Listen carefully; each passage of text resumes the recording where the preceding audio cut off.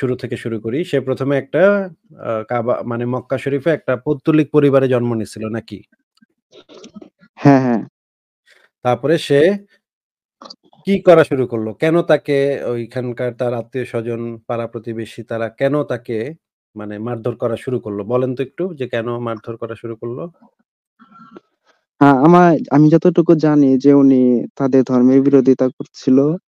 মানে ওই আ যে যেই পৌত্তলিকরা ছিল তারা যে ধর্মটা পালন করত মানে মুহাম্মদের বাপ-দাদার ধর্ম, মুহাম্মদ সেই ধর্মটাকে নিয়ে কটূক্তি শুরু করছিল নাকি? হ্যাঁ, ঠিক আছে। কিন্তু আমি আপনাকে না বোঝাতে একটু চাচ্ছি আস্তে, একটু আস্তে, একটু আস্তে, একটু আস্তে।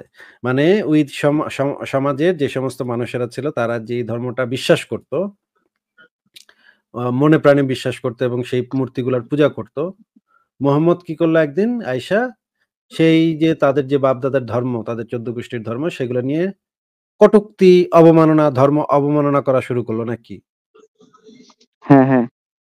আচ্ছা এই জিনিসটা আমরা একটু দেখে নেই যে আমরা একটু দলিল থেকে দেখে নেই যে এই বিষয়ে সিরাত গ্রন্থে কি বলা আছে সেটা একটু দেখে নেই যে মোহাম্মদ এই জিনিসটা আপনি পাবেন সিরাতে ইবনে হিশাম হযরত মুহাম্মদ সাল্লাল্লাহু আলাইহি সাল্লামের জীবনী গ্রন্থ আকরাম ফারুক পৃষ্ঠা ৬১-৬২ এখানে দেখেন এখানে যে জিনিসটা বলা আছে একটু পড়ে শোনান তো আরিফ সাহেব আমাদেরকে এই যে লাল কালিটুকু একটু পড়ে শোনান তো। রাসূলুল্লাহ সাল্লাল্লাহু আলাইহি ওয়াসাল্লাম আল্লাহর নির্দেশ মোতাবেক প্রকাশ্য দাওয়াত দিলেও যতক্ষণ তাদের দেব-দেবীদের নামোল্লেখ বা সমালোচনা করেননি, ততক্ষণ তারা তার থেকে দূরে সরে যায়নি কিংবা তার বিরুদ্ধে প্রতিবাদমুখর হয়নি। কিন্তু যখন তিনি তাদের দেব-দেবীদের সমালোচনা করলেন, তখনই তারা তার আন্দোলনকে একটা ভয়ংকর ও মারাত্মক জিনিস বলে মনে করল। তার বিরুদ্ধে প্রচণ্ডভাবে ক্ষেপে উঠল এবং তার বিরুদ্ধতা ও শত্রুতায় কোমর বেঁধে নামল। আচ্ছা।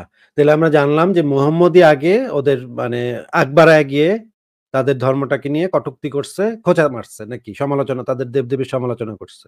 নাকি? হ্যাঁ, এক হিসাবে আচ্ছা ঠিক তাহলে, আছে। তাহলে আমি যদি মুহাম্মদের সমালোচনা করি বা আমি যদি ইসলামের সমালোচনা করি তাতে আপনি কেন মানে মনে করছেন, ভাই আমি তো নবীর আদর্শ ফলো করতেছি। নবীও যেরকম বাপ-দাদার ধর্মটাকে সমালোচনা করছিল, বাপ-দাদার ধর্মটাকে কটূক্তি করছিল, নিন্দা করছিল। আমিও আমার বাপ-দাদার ধর্মকে কটূক্তি করতেছি, নিন্দা করতেছি। বাপ-দাদার ধর্মের যে নবী, সেই নবীকে নিয়ে নিন্দা করতেছি। তাইলে এটা তো মোহাম্মদও করছে। তাইলে আপনি আমাকে বলার আগে আপনি কি আপনার নবীকে এটার জন্য দায়ী করবেন না? যে যেই কাজটা নবী করছে সেই কাজটা আমি করতেছি। আমারে এসে আপনি ধরছেন, ভাই আপনি আমাগো নবীরে নিয়ে কটূক্তি কেন করতেছেন ভাই? কিন্তু ভাই এই কাজটা তো ভাই আপনার নবীও করছে।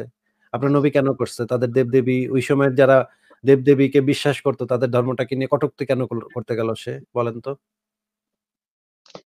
কিন্তু ভাই দেখেন ওই টাইমে তো অনেক অলৌকিক নিদর্শনও দেখা গিয়েছে। যেমন ধরেন না বিভিন্নভাবে প্রমাণ অলৌকিক করার চেষ্টা করেছে যে অলৌকিক ইসলাম নিদর্শন ধর্ম দেখা সত্য। গিয়েছে এরকম কোন প্রমাণ আমাদের কাছে নাই তো। এটা মানে মানছে শুনছে। খালি মানছে আপনারা খালি শুনছেন। আপনারা তো কেউ অলৌকিক কোন কিছু করছে সেটার কোন প্রমাণ নাই তো।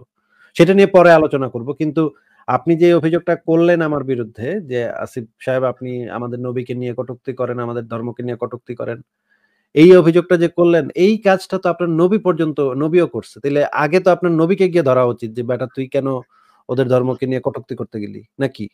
আপনার যুক্তি অনুসারে কারো কোনো একটা বাপ-দাদার ধর্মকে নিয়ে কটূক্তি করা যদি খারাপ হয়, এটা যদি অন্যায় কাজ হয়, কোনো একটা ধর্মের ব্যক্তিবর্গকে নিয়ে মানে কটূক্তি করা, সমালোচনা করাটা যদি অন্যায় হয়ে থাকে, তাহলে আপনার নবী তো এইটার জন্য ১ নাম্বার আসামি হয়। ভাই আমি তো ৩ নাম্বার, ৫ নাম্বার আসামি হব। আপনার নবী তো ১ নাম্বার আসামি হবে। তাই না? হ্যাঁ, ঠিক আছে।